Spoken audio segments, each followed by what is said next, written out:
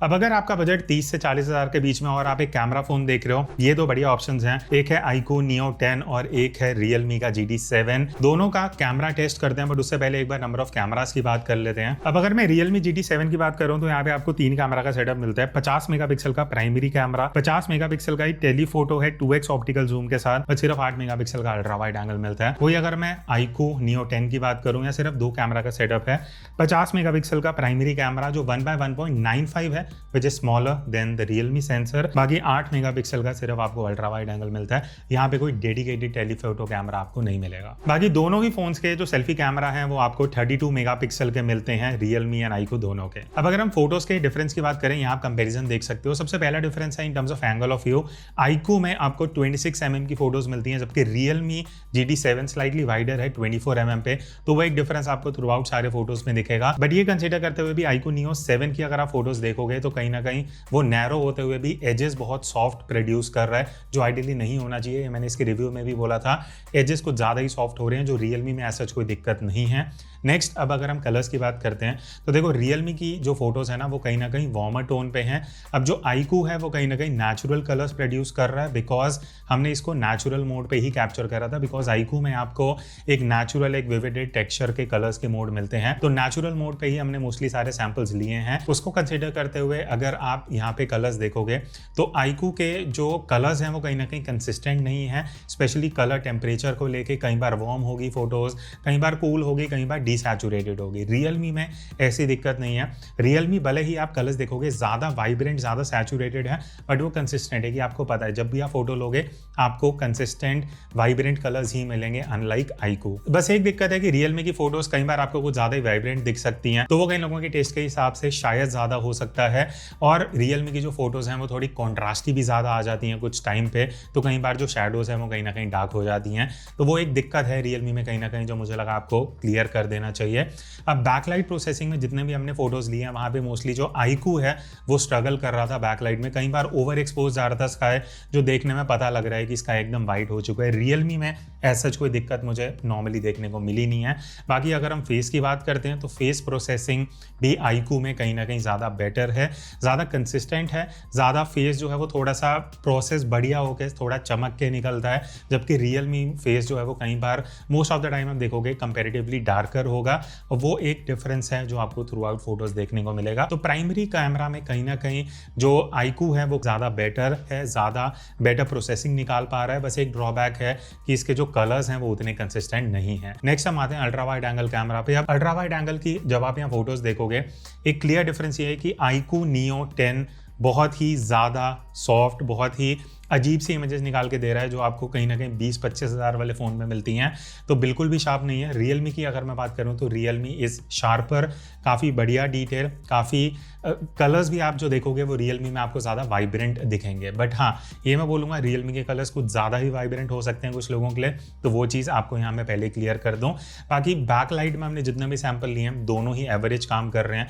दोनों में से कोई एक फ़ोन को मैं नहीं बोलूँगा कि दूसरे से बढ़िया है, बिकॉज दोनों ही बैक लाइट में कहीं ना कहीं स्ट्रगल करते हैं, तो वो एक चीज़ थ्रू आउट आपको फोटोज में देखने को मिलेगी। बाकी कंसिस्टेंसी की अगर मैं बात करूं तो वहाँ पे Realme अल्ट्रा वाइड में ज़्यादा कंसिस्टेंट है in terms of exposure, in terms of colours and overall जो आपको आउटपुट मिलता है। प्लस Realme की फोटोज कंपेरेटिवली शार्पर भी हैं। अब नेक्स्ट हम आते हैं 2x जूम पे।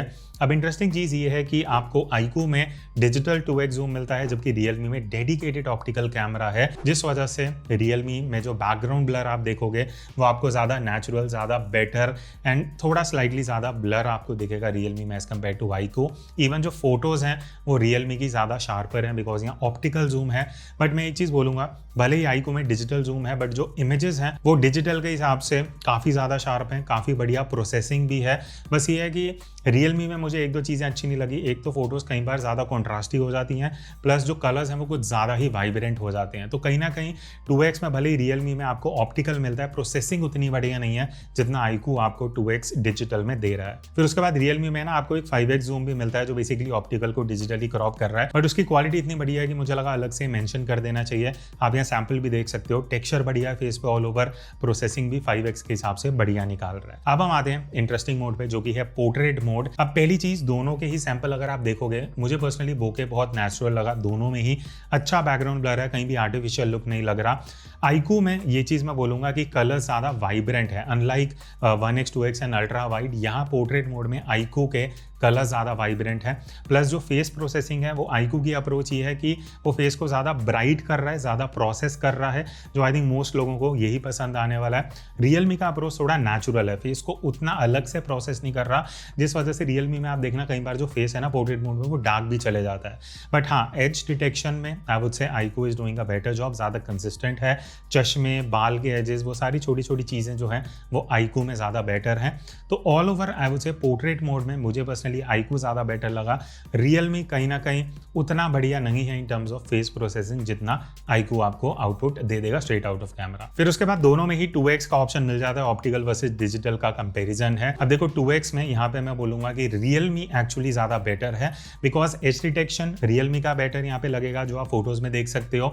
इवन जो बोके क्रिएट हो रहा है वो ज़्यादा बेटर है। आईक्यू कहीं ना कहीं एक तो कम ब्लर भी दिखेगा, प्लस उतना नेचुरल बोके आपको नहीं मिलेगा। ऑल ओवर फेस की भी मैं अगर बात करूँ तो रियलमी का टेक्सचर ज़्यादा बेटर है, बिकॉज ऑप्टिकल कैमरा होने के सारे बेनिफिट्स आपको कहीं ना कहीं मिलते हैं। आईक्यू में सिर्फ एक चीज़ बढ़िया है, वो जो मैंने पहले भी बोला था, फेस का जो प्रोसेसिंग है, जो एक्सपोजर लेवल है वो थोड़ा अच्छा, थोड़ा चमका के निकाल के देता है, अगर आपके लिए वो प्रायोरिटी है। बट अदरवाइज अगर आप पोर्ट्रेट ज़्यादा लेने वाले हो, 1x में IQ is good, but 2x में जो आपको कंप्रेशन, जो एज डिटेक्शन, वो सारी चीज़ें रियलमी में मिलती हैं वो ज़्यादा बेटर है। बस एक ड्रॉबैक रियलमी का, फेस आपको डार्कर मिलेगा एज कम्पेयर टू आईक्यू। बाकी दोनों ही फोन्स में 50 मेगापिक्सल का ऑप्शन आपको मिल जाता है, सैंपल्स आप यहाँ देख सकते हो। 50 मेगापिक्सल में मैं एक चीज़ हाईलाइट करना चाहूँगा कि रियलमी की फोटो ज़्यादा शार्प लगेंगी, आईक्यू पता नहीं क्यों ज़्यादा सॉफ्ट हो रहा है। प्लस जो प्रोसेसिंग है फाइनल फोटो का वो भी रियलमी का is better as compared to iQOO. बाकी क्रॉप या जूम आप कर रहे हो, रिजल्ट आप यहाँ पे फोटोज का देख सकते हो। बाकी रियलमी में एक बेनिफिट ये मिल जाता है कि 2x कैमरा जो इसका ऑप्टिकल है वो भी 50 मेगापिक्सल है, जिस वजह से आप 2x में भी हाई रेस फोटो ले सकते हो। आईक्यू में ऐसा कोई ऑप्शन है नहीं। फाइनली अब हम आते हैं सेल्फी पे। अब देखो सेल्फी में रियलमी में एक बेनिफिट आपको मिल जाता है कि आपको वाइड का ऑप्शन मिलता है, जो आप यहाँ सेल्फी में देख सकते हो, जिस वजह से वाइड ग्रुप सेल्फीज वगैरह आप ले पाओगे, जो आईक्यू में आपको ऐसा कोई ऑप्शन मिलता नहीं है। अब प्रोसेसिंग की अगर मैं बात करूं तो देखो आईक्यू बहुत ही अजीब सा प्रोसेसिंग कर रहा है, मतलब पहली चीज़ आर्टिफिशियल लग रहा है, ऐसा लग रहा है कि ज़बरदस्ती प्रोसेस किया गया है, जो देखने में अच्छा नहीं लगता है। तो I would say overall Realme ज़्यादा शार्प है, ज़्यादा कंसिस्टेंट है, ज़्यादा नेचुरल प्रोसेस करता है। इवन आईक्यू कई बार क्या हो रहा है कि वार्म चले जाता है कई बार, जो देखने में नेचुरल स्किन टोन नहीं देता। बाकी पोर्ट्रेट भी आप दोनों से ही सेल्फी ले सकते हो, यहाँ पे भी मुझे रियलमी ज़्यादा बेटर लगा। आईक्यू का यहाँ भी जो फेस वाला प्रोसेसिंग है ना बहुत अजीब सा है कि ज़बरदस्ती फेस को सेलेक्ट करके ब्राइट किया गया है, जबकि रियलमी काफ़ी देखने में नेचुरल एंड रियलिस्टिक लगता है। अब फोटो में लास्ट सेगमेंट आता है लो लाइट परफॉर्मेंस का। यहाँ पे आप साइड बाय साइड देखोगे, देखो रियलमी यहाँ पे पता नहीं क्यों बहुत ज़्यादा सॉफ्ट हो रहा है, जबकि IQ is very sharp. Even IQ की जो आप हाईलाइट कंट्रोल देखोगे वो ज़्यादा बेटर है, डायनामिक रेंज बेटर है। ऑल ओवर जो फाइनल प्रोसेस फोटो है लो लाइट की वो आईक्यू की ज़्यादा बेटर निकल के आ रही है। रियलमी कहीं ना कहीं बहुत ज़्यादा सॉफ्ट आउटपुट प्रोड्यूस कर रहा है। बस ये है कि आईक्यू के कई फोटोज़ में आपको ये लग सकता है कलर ज़्यादा वाइब्रेंट है, बट अदरवाइज बहुत से एस्पेक्ट्स में आईक्यू ज़्यादा बेटर कर रहा है। इवन अल्ट्रा वाइड में अगर मैं बात करूँ, यहाँ पे मुझे एक्चुअली दोनों ही बढ़िया लगे अगर आप यहाँ साइड बाय साइड सैंपल देखोगे।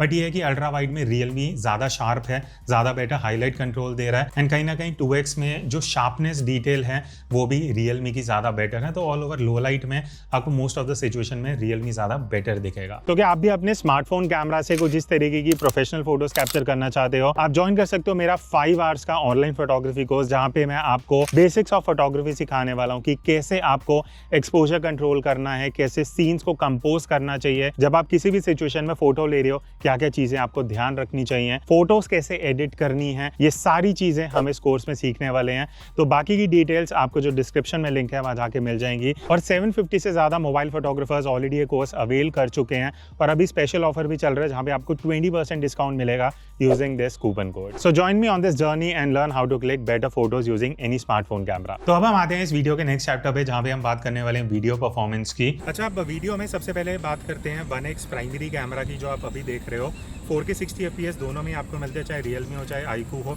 तो ये चीज़ सही है कि रेजोल्यूशन FPS सब कुछ बढ़िया दोनों में मिल रहा है। अभी मैं डायरेक्ट लाइट में हूँ, ठीक है। पीछे थोड़े बहुत क्लाउड से वो कैसा है तो आपने देख लिया होगा, पर एक्चुअली मेरे पीछे की तरफ अगर आप देखोगे यहाँ पे बैक लाइट है, तो कलर्स कैसे आ रहे हैं वो सारा आइडिया लग जाएगा। ग्रीनरी है आसपास, थोड़ी स्काई है ब्लूइश कलर का, तो वो एक बढ़िया आपको डिफरेंस पता लगेगा। प्लस मैं बैकलाइट में था तो फेस कैसे आ रहा है। अब ऑडियो इंटरनल माइक्रोफोन से है, तो आप चाहे ये क्लिप हो चाहे अल्ट्रा वाइड हो, जो भी आप आगे वीडियो में देखोगे आपको इंटरनल फ़ोन का ही ऑडियो सुनाई देगा। आपको आइकन दिख जाएगा कब कौन से फ़ोन से ऑडियो आ रहा है। आगे हमने और डिफरेंट सिचुएशन में काफ़ी सैंपल लिए हैं, एक बार उसका डिफरेंस देखते हैं कि क्या है। अब देखो दोनों ही फ़ोन्स में जैसे मैंने आपको बताया अभी सैंपल में कि 4K 60 FPS का ऑप्शन मिलता है, बट डिफरेंस ये है कि रियलमी इज़ वाइडर, आईकू में कहीं ना कहीं क्रॉप दिया जा रहा है for some strange reason.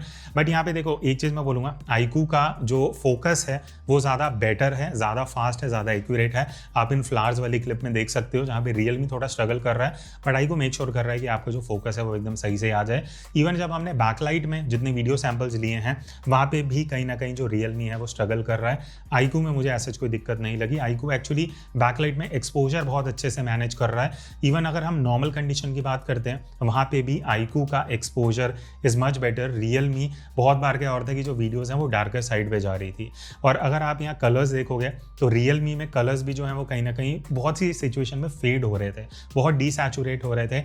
IQOO में ऐसा कोई दिक्कत नहीं थी। बाकी स्टेबलाइजेशन दोनों में ही बढ़िया है।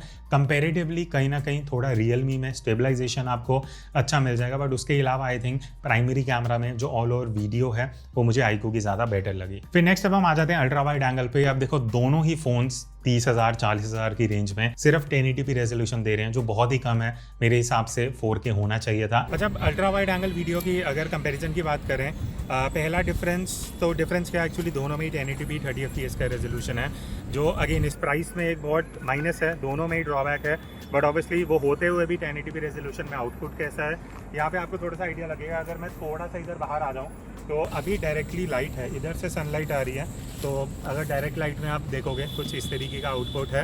एंड अगर हम बैक लाइट देखते हैं, क्योंकि आज क्लाउड्स वगैरह हैं थोड़े से, तो अल्ट्रा वाइड में ऑब्वियसली मेन ये है कि अगर आप ऐसे शूट कर रहे हो तो क्लाउड्स कितना इंक्लूड हो रहा है वो आप एक डिफरेंस देख सकते हो। किसका बेटर है वो हम स्टूडियो जाके देखेंगे। बाकी और डिफरेंट सिचुएशन में हमने अल्ट्रा वाइड के काफ़ी सैंपल्स लिए हैं, एक बार उसके बारे में डिटेल में बात करते हैं। एनीवेज आउटपुट आप यहाँ देख सकते हो, रियलमी यहाँ पे भी वाइडर है, आईकू यहाँ पे क्रॉप दे रहा है, बट आईकू की वीडियो बहुत ज़्यादा सॉफ्ट हो रही है।